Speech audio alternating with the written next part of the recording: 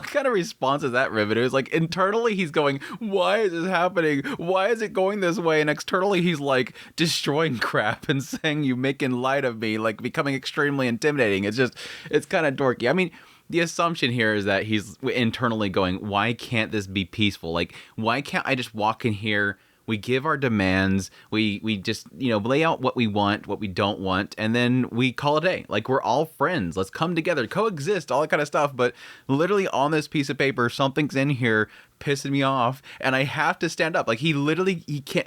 It's really what it's going to come down to. It's an aspect where he can't not, like, step up. Like, he has to prove that he's not going to be underneath them. And I think that's what's going to end up being. I think that whole scene with Maribel and Johan, I think she made demands of Johan. The whole thing there was literally going, I have to write a good letter to Grandpa.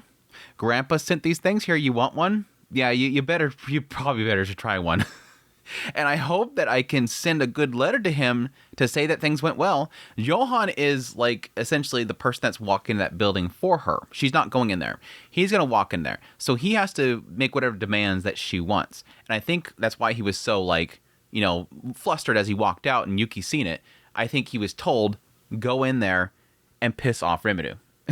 And so he has to be the one that sets off a demon lord. He wasn't happy about it. He wasn't liking this whole thing. And it sucks because literally the previous scene, he was the one asking them to bring him in. Yes, bring in Rimuru. Bring in Tempest. This will be a great thing for us. Now he has to go, now let's talk down to him. And I think what's going to be in that letter is really like, essentially I think the same thing that was kind of being expressed by the prince. The prince of, I think it was in Grazia, the one that was talking to Hinata. What he was sort of placing it as, I want to see if he will listen to my demands. I want to see if he will be like a dog to me. If he will bark whenever I say bark. That whole thing. I think that's what's going to be in the letters is basically some sort of demand to like forced labor. That's probably what's going to be. I think that would be the most common thing that would probably set off Rimuru is if somewhere in that contract it says that they have to give over manpower. Give over different monsters that will do work for them for no pay or something like that. Slavery of some sort. I think that's what's going to be basically what sets them off because this will be some sort of sign within this contract that makes the people of of Tempest, make them into being subhuman. And that's what's going to stick him off because he wants equality. He wants coexisting, that kind of stuff. So yeah, I could see that sort of being the thing that pisses him off. And again, I think it's going to be Johan. Johan wrote it in there. And ticked him off. I like how the counselor guy's walking up like, this ain't gonna go out. He literally went back there, sat down with all of them, and one of the individuals of the top 5 or whatever, he literally said, put this on here, and the guy's like, God, really? He's probably not gonna like this. So this poor counselor guy's walking over like, here you go. God damn, he's going to be so pissed. He's going to be pissed. It was good. But yeah, overall, good episode. Again, a little insights in some couple things that I really did enjoy. The beginning segment of it, pretty okay. Just them kind of arriving there at Grazia. Interesting thing here, Benimaru looking at the map and saying that the forest looks really huge when you see it like this. I was a little bit puzzled by that. I would assume at this point, by now, Benimaru has seen a map. Like, there's maps that exist in this world, and I think I'm pretty 100% sure they've had maps in meetings on a regular basis. So why is suddenly Benimaru not know how big Jura is? Unless it's just like an aspect of like seeing it color coded the way that it's coded, seeing the borders laid out the way that it's laid out. I'm not really sure. I'm pretty sure that in this world, people are pretty open about maps and locations of places. I know there's other stories like Mushoku Tensei where there's like a desire for a lot of nations not to have very detailed maps. And maybe it's just an aspect of detail within it or something like that. But it seemed a little odd that Benimaru was a little thrown off by this. But anyways, they go in. We get a little bit of brief moment of getting to see our character getting casual outfits. I love how here Shuna's getting all into it and, looking all cute and pretty and everything like that. Then you have over here, they're all getting all dressed up and he's getting mad at them because of how they look good in anything they put themselves in before he asked the shopkeeper for an outfit. It ends up being some kid outfit. Like, yeah, this author just looking for an excuse to have him dressed up in some cutesy little outfit. And sure enough, Hinata has to point out, you're making all these comments about your coffee when you're wearing kids' clothes. I knew it. I knew they were kids' clothes. I'm going to have to talk with that manager. I kind of expected, like, Shuna and them to kind of speak up. Or at least Shuna speak up and go, no, Rimuru, they did a good job. Please don't yell at them. Please don't yell at them. She's like, yeah, you look kind of pleased, so we just kind of went with it. So it's fine, right? But no, Hinata shows up. They have a little brief pre-meeting meeting where basically Hinata lays out what she's seen. Yeah, it seems like Soe has already kind of looked into it for Rimuru, in the fact that, yes, it looks like these individuals, a lot of the leads of different kingdoms want to get Tempest to specifically be sort of a buffer. I like how Rimuru sort of lays out sort of the difficulties that the Eastern Empire is going to face. Like, this is not going to be a thing. Yes, they're moving a lot, but I don't necessarily think they're going to be jumping to attacking, because what are the three routes here? Sea, where they have these massive sea monsters. You have the mountains, which have all the dragons there. And then you have, of course, the forest, which has a demon lord and also Veldora. Now, interesting, they're kind of pointing at, they put a lot of emphasis on the idea of Dworgen. It seems like that's probably where the author is trying to at least tip their hand at, because you have essentially one of the only real routes there didn't seem like it had that much of a difficulty. I mean, the dragons layers and whatnot's pretty difficult, but not compared to massive sea creatures that can take out boats, which are going to leave you stranded. And then you have the situation with, of course, again, Veldora. The forest is a no-go. No matter how you laid out, the forest is an absolute no-go. But there's a lot of emphasis here specifically on Dworgen. And that's why the question, even Raphael's questioning, like, okay, I have a proposition, I have an idea, you might want to investigate this. And so Rimuru obviously passes off to Hinata. Yeah, we might want to look into Dworgen specifically. Obviously implies that this is probably going to be potentially the next target, that when the Eastern Empire finally makes their move in the story, it's probably going to be through there. It's probably gonna, or they're going to find some way of defending it, which would be cool as well, if by looking into this problem, any sort of weaknesses in Dworgen and their fortress, they can possibly help in trying to improve it. Because obviously Dworgen's, that they and in general, that kingdom has been a great ally to Rimuru for a long time, so it'd be nice to be able to help them out with that. But after that, yes, we get into the Duke's assassination, the fact that they've been sniped, and of course Rimuru immediately jumping on the idea of, yes, somebody with some sort of technology like guns being in this world. We finally did sort of get a confirmation, at least, or at least a hint at possibly this being a thing in this world when we go to Maribel's perspective. It does sort of imply that somebody has a gun. Somebody has a pistol, so it does seem to be implying that, yes, while we are seeing this here and assuming, that seemed to be confirming that somebody that's involved with Maribel has guns. So I like having this brief moment of Rimuru having to show everybody what the guns look like. Showing them an example of it with a vision. So having Shuna over there like, oh, that looks like something I could use. Like, please don't say it like that. I want to see Shuna running around with a little pistol. That'd be great.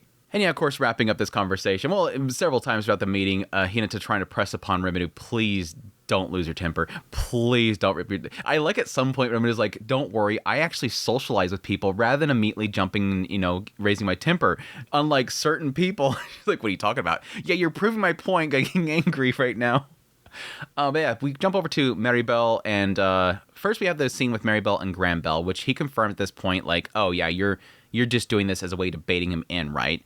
And this all seems to be Maribel's way of, like I was kind of speculating last episode, this is all Maribel's attempt to sort of prod Rimuru, bring him in there, and see what happens. See what's sort of driving him. Specifically, she says to discern his method of ruling safely and with certainty. It seems the idea here, and it's kind of confirmed at the end of the episode, is to bring him into the meeting and then find out what his demands are. At that point, sort of prod him to find out what kind of triggers him. And I think, again, my assumption is going to be that it will be by putting some sort of demand in there that will degrade them.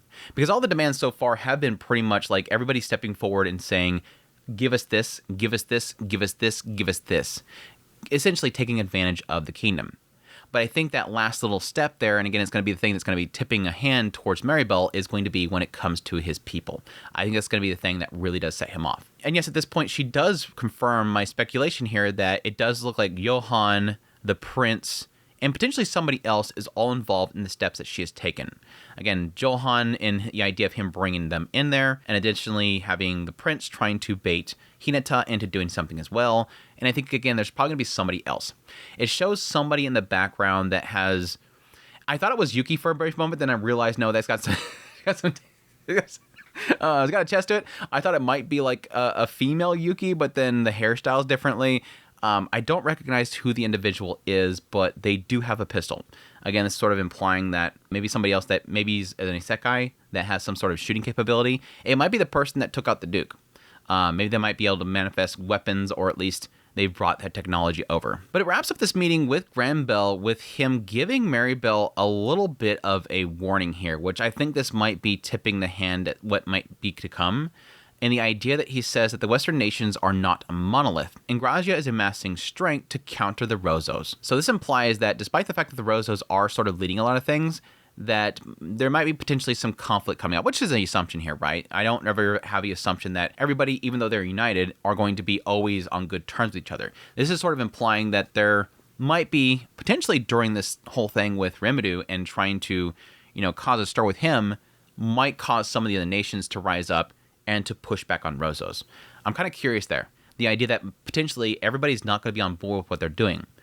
But, of course, Maribel, I think, is going to be a lot more at ease with this situation, or at least what he's saying here, because, again, it seems to imply that she has a lot of control over a lot of these leaders using her powers. But we'll see. We'll see.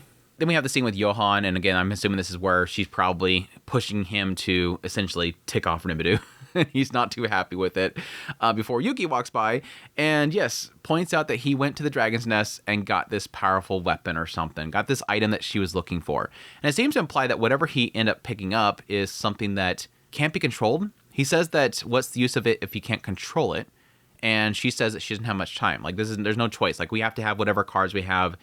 My assumption here, again, based on what she's saying here, which is that she needs a little bit of insurance, that the world itself with humans and demon lords is unfair. It implies that, yes, she was born a human. Yes, she has this power, but she's not physically powerful. So despite having this power, whenever she runs into something that she can't control, she needs something else. I kind of said this was sort of the situation with Granbell. When she first met Granbell, she was afraid, and the reason why is because she couldn't control him.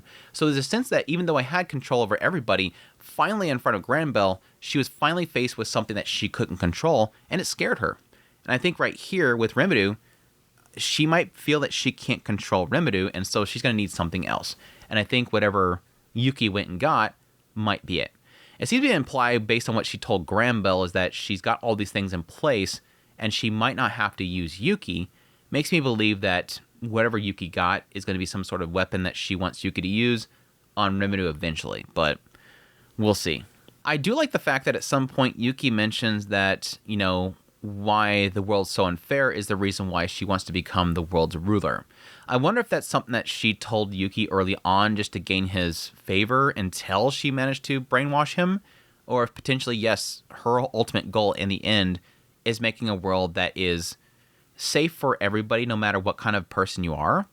I don't think that's the case. I think really what she had when she first came there was one to control, but then she realized at some point money isn't everything. In the previous world, in our world, Maribel was able to control everything through money. And yes, she was able to amass powerful strength, but that was through weapons and whatnot, armies and whatnot, all controlled through money. Whereas in this world, even if you don't have a lot of money, you can still be incredibly powerful. Look at some of the demon lords. I'm sure that some of them in the demon lord group is probably not caring about money, but still incredibly powerful. It's that whole idea. Her as Maribel, there's a lot of people that she can't take down with that money. People that don't care about money. That's what kind of scares her. So I'd assume that, yes, there's a lot of desire for her to figure out ways to make everything equal outside of money. That's when we cut to Rimuru arriving at the council meeting building and running into a bunch of council members, learning very quickly that, no, there's not equality amongst the different council members, even though they're supposed to be equal nations. No, some of them have more power than the other ones. A couple of higher up ones trying to make demands of Rimuru. I like his secret technique. I'll see what I can do. Something he learned from his previous life. I'll see what I can do. I'll see what I can do. Getting people to leave you alone, just saying, I'll see what I can do, just to get them away from you. But now, jumping to the meeting, they make 3 demands, which is, I think these are interesting. The first one is obviously compliance with international law. That seems obvious for most, United Nations type of things. If you're going to have some sort of conglomeration of different countries, they have to come to agreement of some sort of international law for, not attacking each other, different decorum and whatnot. The second one is opening of their market. This one was interesting because Rimuru initially goes, this has posed a problem, but it's fine. This is like the least of our worries. The concern here, obviously, is that, yes, without any sort of patenting or something like that, any other nation is going to be able to get what you have, be able to see what you have, and thus produce it as well. You have no sort of laws that keep people in check and keep people from stealing ideas. It sucks. It's going to lose them a lot of money. It's obviously a big thing that is great for Tempest is that they're making a lot of money and they're gaining a lot of credibility through the products that they're creating. So losing that is going to suck because that's their thing. I mean, that's why they're trying to create like these trade routes. They're trying to get the train coming out of there because they want to distribute what they have and pull other trade in as well. So it kind of sucks for them to lose that. But again, he implies that this is fine either way. That's not the biggest problem. I'm assuming the bigger concern that he has is more the idea of those things being taken by other people and used against them. I'm wondering if that's what he's implying there, but I don't know. But then there's the third one, which is, of course, supply military force. This one is, I think, probably the greatest benefit to Tempest.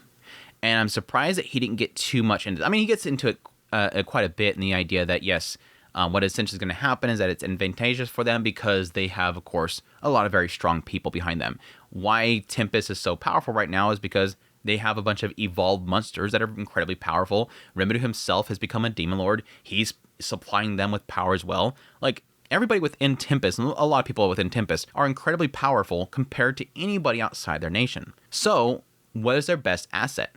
To provide defense, to provide an ability to protect these nations.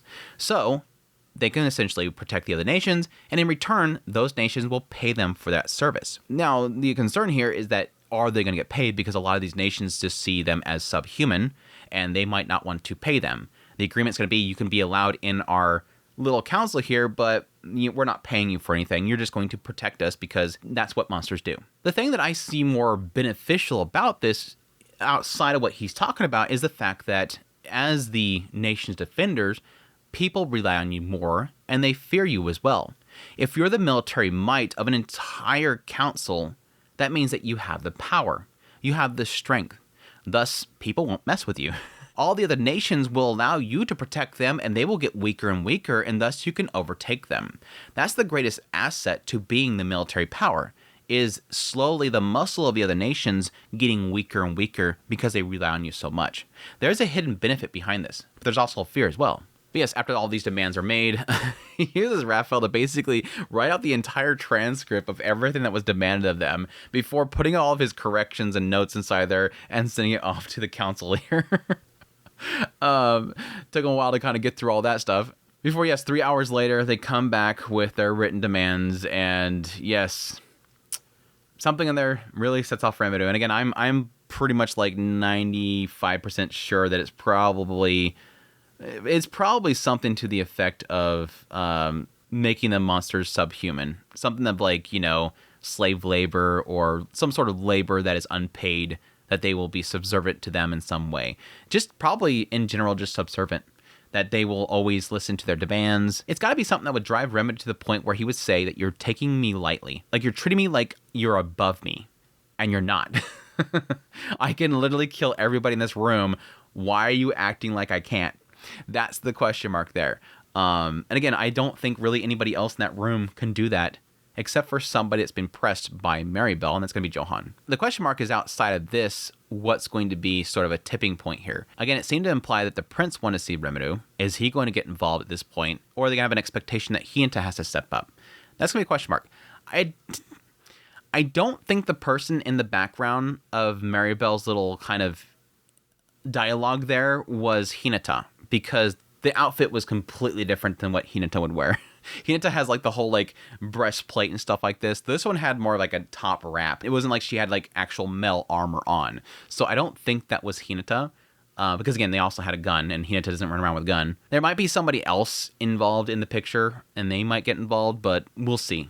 Anyway, good stuff. Kicking up the table. Why are you taking me lightly? Again, I could basically floor this entire place. I am just literally trying to get coexistence here. Can you work with me here? I think there is an element here where a lot of people there just believe that as long as they can get something from Rimuru, they're okay with it. And it is sort of one of those aspects of these people, I think, got too comfortable for too long. They don't realize what they're really playing with, the fire that they're really kind of messing with here. And again, I think that's sort of what Rimuru didn't want to have to do, but now he's having to do. Like, okay, you've pushed me this far. I kind of have to do something now. Like, I have to show you that I'm not weak. Like, you're pushing me and pushing me. Eventually, I have to show you that I'm not weak. Even though yesterday I was wearing a kid outfit. Even though yesterday I was wearing a kid's outfit. Anyways, that's my thoughts on the episode. Looking forward to the next episode. I hope you guys enjoyed this video as always. If you did, hit the like button down below. Until next time, y'all take care.